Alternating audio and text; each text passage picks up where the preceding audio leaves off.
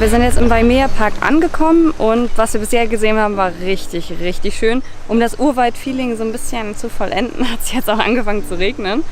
Aber es ist eigentlich ganz angenehm, weil es so warm ist. Zwar eine irre hohe Luftfeuchtigkeit, aber es ist tatsächlich ganz angenehm mit dem Sprühregen hier. Mhm.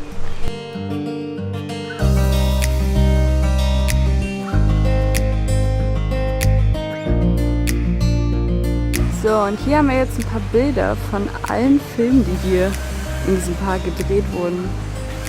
Hier haben wir jetzt so eine Pflanzenaufzucht. Muss ja auch gepflegt werden.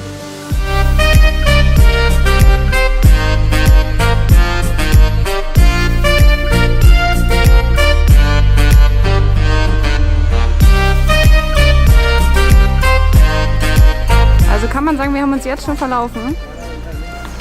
Ja, schon. Ich glaube, ich habe unseren Weg gefunden. Da. Sieht doch sicher aus.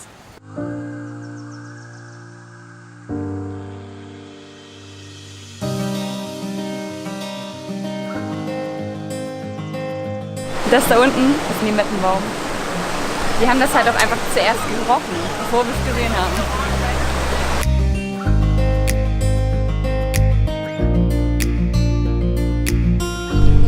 Das hier sind alte, traditionelle hawaiianische Häuser. Das hier beispielsweise war einst nur für Männer, wo sie dann Themen von Belangen besprochen haben, wo sie gegessen haben, also wo wirklich nur Männer rein durften. Das hier ist ein Kale Kahumo, also ein Cooking House. Dort wurde damals nur gekocht. Normalerweise hat man Outdoor gekocht, aber trotzdem noch ein kleines Dach drüber gebaut.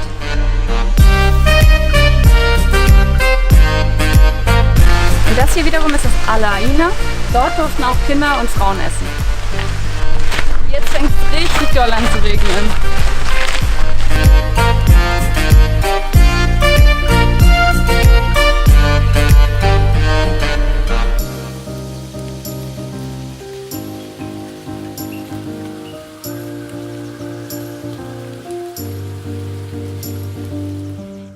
So from here back is traditional before Captain Cook or any missionary visited our islands. These two right here is during the era of Captain Cook. They're trying to imitate the steel swords that they had by adding a handle to it. You have to come up and close and personal to use this. So when they say up close and personal, that means you're close enough to breathe in your enemy's ha. You know what ha is? Your breath. Okay? That is how close you got on the battlefield to be able to use these. They all had different functions. These four is eye gouges. This is an accurate eye gouge compared to those four. On the battlefield, I get one eye maybe. My choice, right? But you take one eye off of your enemy, that enemy is done with. This one is a little bit more accurate than those three. Yeah? This one is very accurate. It'll fit any human being's anatomy.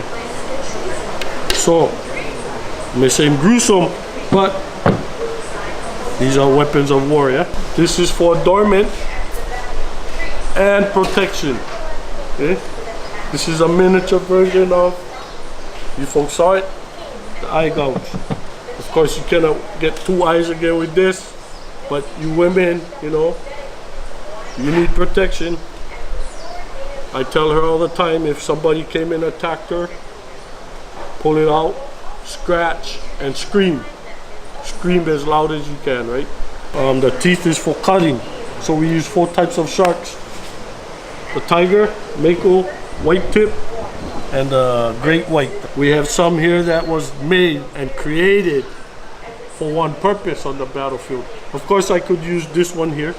We make this style here in 7 different ways. Some of this the barb come out longer, the tip come longer, or whatever, yeah? This, the origin and the reason for this being created is to go into your pico. So into your enemy's pico, in, twist, come back out, what come out? Intestines, right there on the battlefield. Our warriors was very skilled in hand-to-hand combat. Yeah. We was called, of all of Polynesia, the bone breakers of the Pacific. For that reason was we could manipulate our enemies' joints and their pressure points. Starts from up here, straight down the sides, right? Down the sides, insides up to our groin, and then down the back. So when a warrior that's skilled, knowing these things, or your nervous system, this is the one I use the most, that my daughter hates the most. Yeah, it's very painful. But a warrior come up to you, grab this. I can dislocate this arm real quick. Grab that pressure point, hit that right there. That's broken. Yeah, that quick. In our culture, everything starts generational, passed down. So you may be a family of carpenters, a family of fishermen, a family of warriors, or so on. Generational, passed down, passed down, passed down. That's what you will be, right? To become a warrior back then, you had to come from this bloodline.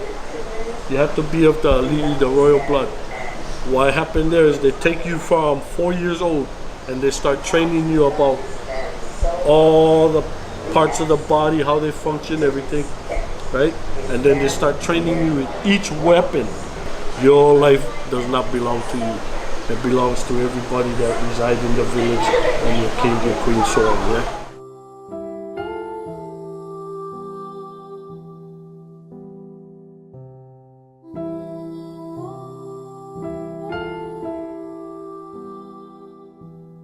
In the ancient times, they didn't only teach you how to take life, they taught you how to sustain life, how to heal and cure.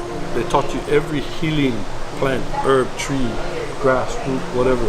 So now your spirit, your uhane is spirit. You don't only have aggressiveness inside you, you have balance, right? You have both the ability to take and the ability to heal.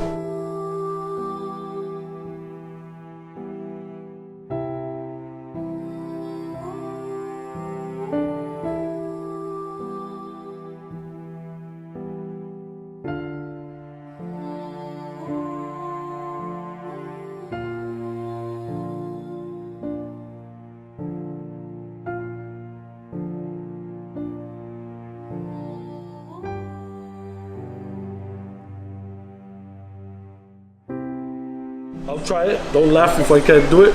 Yeah, I'm getting older. I have not enough ha left in me, but they would blow this.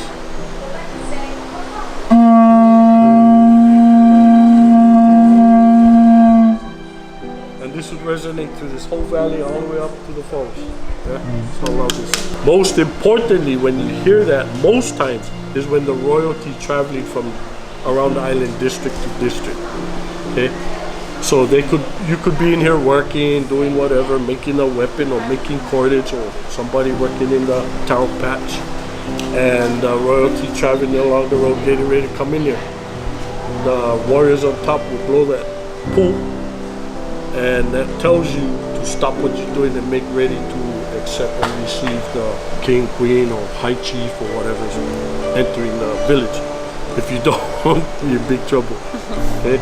So how we know that they're coming? They had big banners. Look similar to this, but the poles would be about 10, 12 feet long, and there'd be feathers that come about the span of maybe 4 feet of feathers all the way around it. So this is called a kahili. Yeah, this is a royal banner. We live a long time. We had no disease whatsoever. When they first came here, that disease ran wild. Our people didn't know how to cure it. Never experienced anything like that before. It made the body hot. So what they did was they taught, okay, I'm hot. You go out in the ocean, they'll cool you off. That's what they taught. So you would see Our shorelines on every island were just littered with our people, young and old, rolling in the sand and in the water, trying to cool off. Because they thought if you go in the water, that would help the heat that's coming out of their body, make it go away. But it actually made it worse. It sped up the disease. Yeah. So a lot of our people within hours or a day or two died on the shoreline. Time when our diet changed, yeah, and we started eating the Western diet, which was different types of food that we're not familiar with. When they started introducing meats like hamburgers, all these different stuff, you know, we had pork, but they didn't eat too much of the fat. So when the diet changed and they started discovering, this was still in ancient times when the missionaries came, the different diseases, right? They figured out eating the seeds of the papaya. If you was diagnosed with cancer, that would cure it. Hawaii means the breath of God hovering over the waters. We believe that the islands was already created. That we didn't need the missionaries to come here and tell us who they were. We already knew who they were. They say the reason why we needed to be taught is because we had these tiki guys. Now what's funny is the missionaries is the very one that came here to preach goodness, but they're the very ones that stole everything from our people. We was people that's why we are called Hawaii, the people of Aloha. Aloha has many meanings. Love, right? Hi, goodbye, welcome. So I remember this as a child. My grandmother's home, the front door was never locked. The reason for that is neighbors, whoever, who without can't feed their family today, knew that you come into my grandma's door, there's always going to be food for them and their family. That's how it was in ancient days here. You come into this village, they know you as a traveler, they don't let you pass by without bringing you in and feeding you and getting you nourished to make your journey. Yeah, so that's the love that the missionaries was trying to bring us and teach us. We already had that love. They were supposed to come here and teach us good, and they did us wrong. They put our queen, imprisoned her in her own palace, and at that time had developed a de facto government and took over her kingdom by force and had them come here with their cannons and threatening her to give up her sovereign rights. That is not Christian life.